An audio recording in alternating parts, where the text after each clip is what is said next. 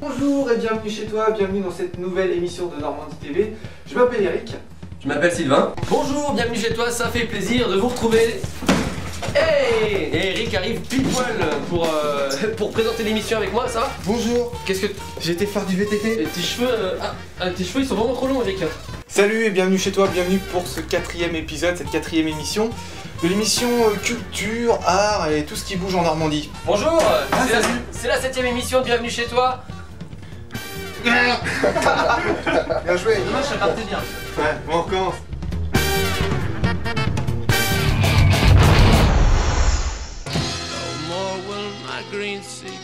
Salut à tous, on est avec Sid qui s'occupe des guerriers Katangais. C'est un plan paintball. Alors attention, il va nous expliquer comment ça fonctionne. Premièrement, c'est le paintball. Ouais, c'est un jeu, mais un jeu hyper dangereux. Ouais.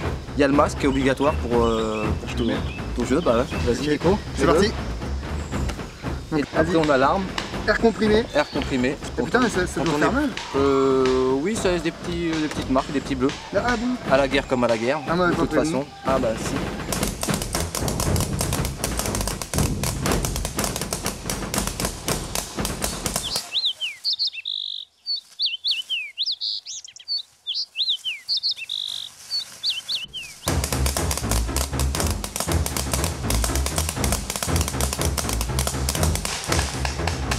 Ok, confirmez position là. Zone D5. Bombardement sur Alpha Bravo Mambo Number 5 Chihuahua. Putain, j'ai un plan. La moitié des Bretons ils s'appellent le Carvadec. Si tu les appelles, ils vont se montrer, tu peux les avoir, c'est sûr. T'es sûr de toi? C'est sûr. Et c'était ça. Le Carvadec. Ouais. Putain. Ah vas-y, essaye toi. Ça marche. Ah, ça va. Pas bien. Appelle-les, Si, appelle-les. si, vas-y toi. Le Carvadec. Ouais. Ils sont vraiment trop cool, ces Bretons. Je suis sûre que c'est Nico qui fait ça. On n'a qu'à faire comme eux. On l'appelle. Nico. C'est toi le Carvadec? Ouais.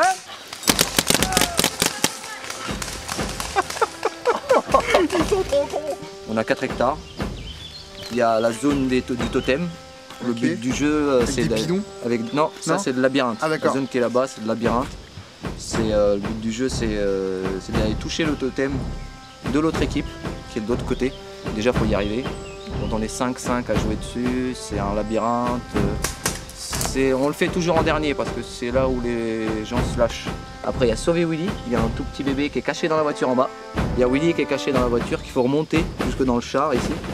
Et c'est une descente. Et après, il y a aussi une stratégie, ou d'aller le chercher, ou de se cacher ici pour attendre que les autres fassent le boulot à leur place. Ça dépend des équipes. Il y en a qui sont plus malins que d'autres.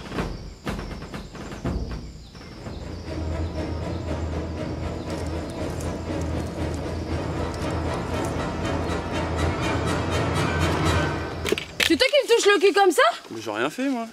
C'est toi? Non, non, c'est pas moi, je te jure. Un serpent! Ah ouais, c'est comme ça. C'est toujours les noirs qui meurent en premier. Oh bah puisque c'est comme ça, je me casse. Hein. Ok. Voilà. Après, je commence à regretter. Nico, bah, tu vas t'amuser. Bon, ouais, merci Sid. Eh, c'est toi le meilleur, sinon tu es une équipe comme ça. Chers amis, c'est une difficile mission qui vous attend. Nous allons devoir bouter les Bretons hors de notre territoire. Et ainsi, en quelques jours, c'est nous qui marcherons sur Brest ensanglantés.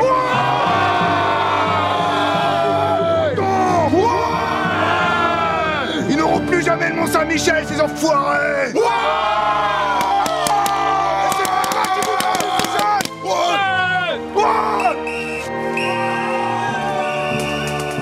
Kipiak, Matmata, Triane, Kenavo, Souchen, Brescola, le Carvalec.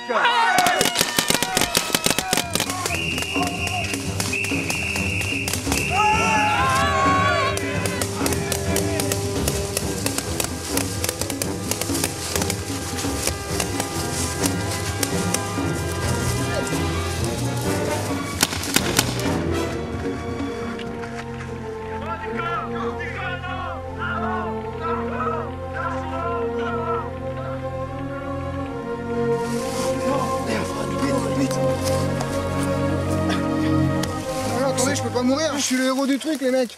Oh, c'est bon, attends, je peux payer en plus. Alors.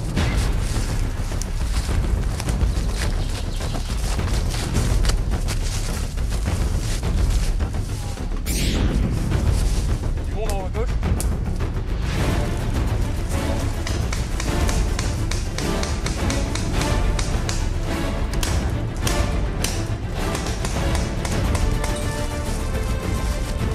Allez, Yann, là tu vas pas crever ici, Pierrot, tu vas pas descendre dans les Bretons.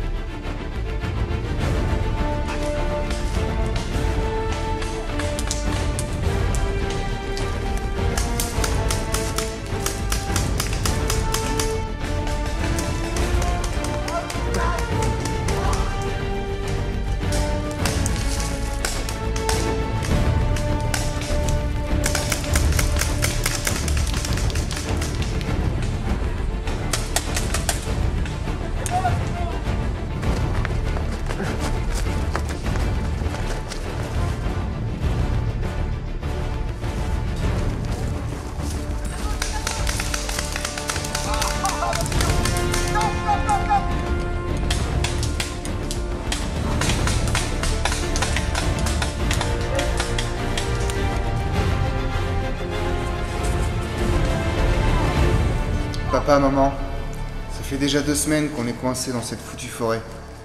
Nous savons désormais que nous marcherons sur Brest dans quelques jours, mais malgré tout, je commence à ne plus trouver aucun sens à cette putain de guerre. Guerre avec 2 R? Ah ouais, c'est comme bière. Ce dromadaire, c'est 3 bosses, chameau, c'est 2. Chou, hibou, caillou. Mais où est donc Ornica?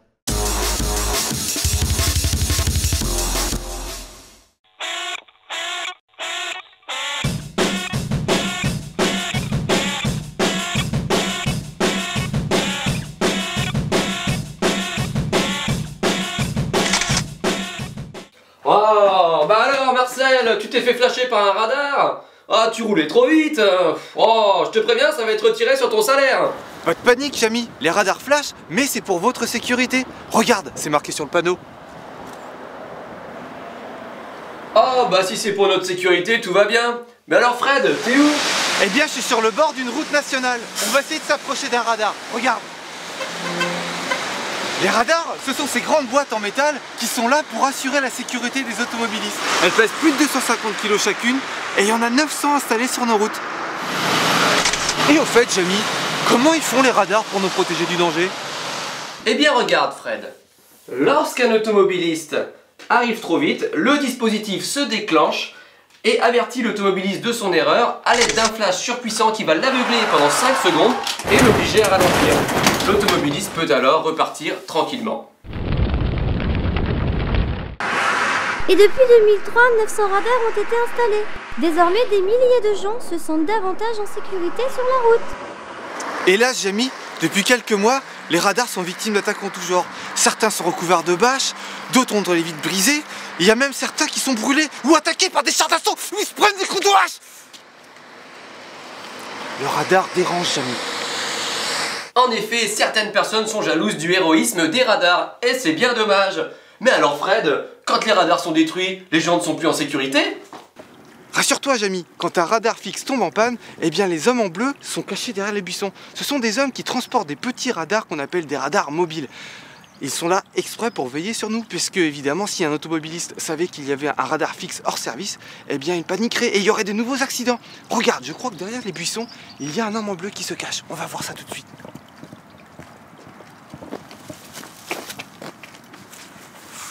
Ouh là non, Jamie, ça c'en est pas un. Ça c'est un copain à Marcel. Non, non. Non, monsieur, voilà. Monsieur, dame. Oh là là, oh là là là là là là. Lâchez-moi. Bon allez Marcel, démarre le moteur, allez on va aller chercher Fred. Eh non, non, eh non.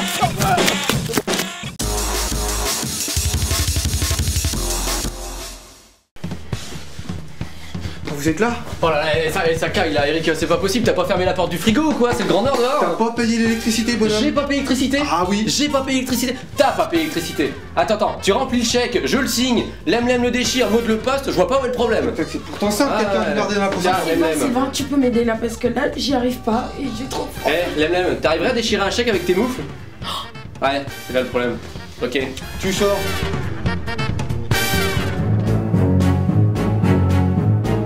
Un habitant d'Alençon a eu la très mauvaise surprise de trouver devant sa maison illuminée une banderole déposée par le groupe EWA. Il dénonce la surconsommation d'électricité, selon eux gaspillage et menace pour l'environnement.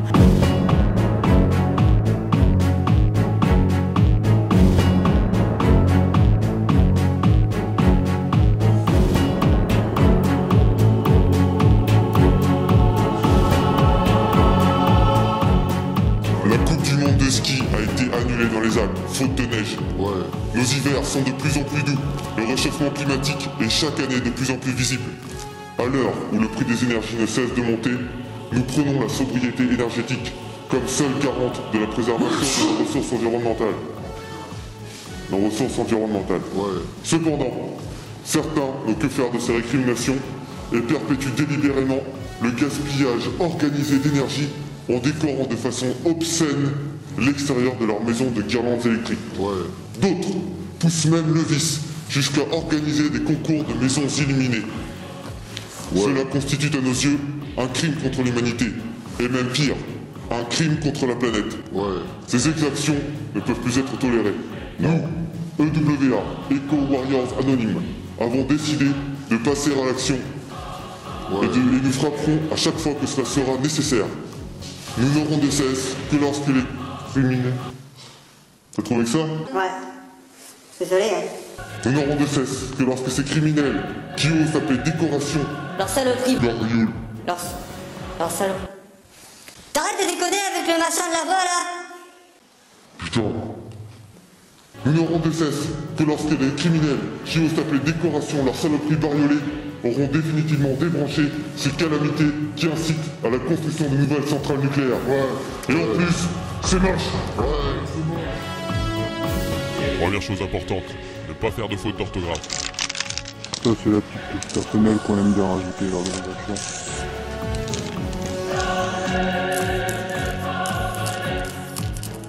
Avec ça, ils nous oublieront pas.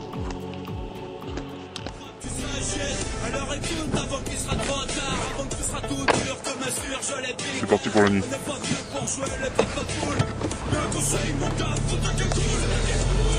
Vidéo, ouais, fous ta cagoule.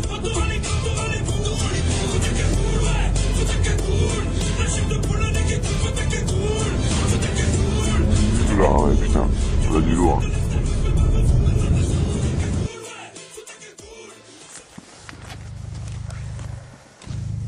Maintenant, on va saisir.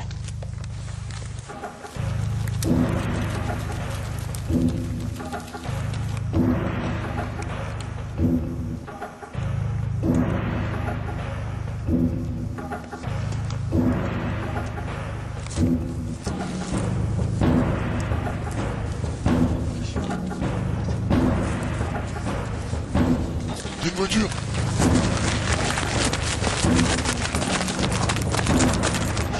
Nous, les gens du quartier, on essaye de mettre l'illumination surtout pour l'esprit de Noël, pour les enfants. Donc ça donne quand même pas mal de gaieté. Et ce que j'ai retrouvé ce matin, c'est vraiment très très moche de mettre ça, c'est n'importe quoi. C'est des gens, à mon avis, qui n'ont aucun esprit de Noël.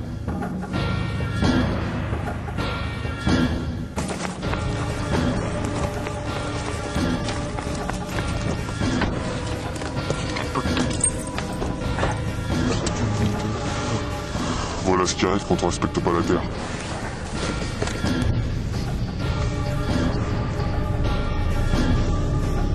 Le problème quand tu parles avec une voix grave, c'est que ça te bousille le larynx. Et on la pose dessus. Et on replie. Mettez vos cagoules, les gars.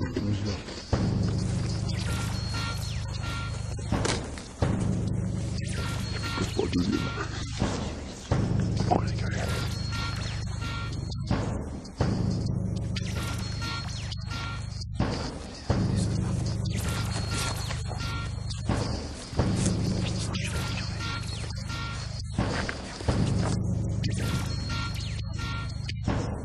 Alors, le combat dans l'ombre des Éco-Warriors anonymes ne fait que commencer. Oh, ils peuvent même revenir l'année prochaine. Il y aura toujours les mêmes décorations, même peut-être un peu plus. Et j'espère que mes voisins, aussi bien à droite et à gauche, en feront autant.